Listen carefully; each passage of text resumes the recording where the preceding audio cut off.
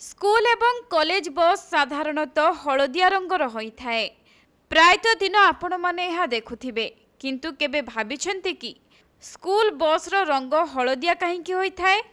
School bus रो रंग केवल भारत रे नुहे बरं विश्वर अधिकांश देश रे हलदिया रंग करा जाइथाए। किंतु प्रश्न उठुछि एमिति काहेकि स्कूल बस रो अन्य रंग न होई हलदिया काहेकि होइथाए?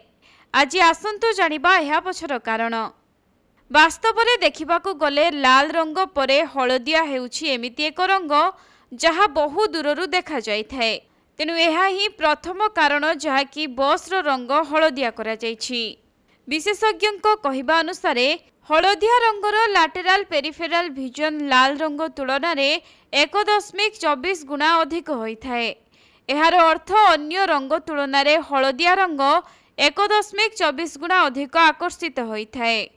एथिसहित सबुठु बड़ कथा हेउछि सबु ऋतुरे हलदिया रंग स्पष्ट भावरे देखा जाए। से वर्षा हेउ कि कुहुड़ी किंबा अन्य कोनोसी ऋतु एहा स्पष्ट भावरे दूर को देखा जाए, जहाँकि विभिन्न दुर्घटना को एड़ाइबारे सहायक होइथाए। सेथिपई प्रायतः स्कूल और कॉलेज बस रो रंग को हलदिया करा जाइथाए।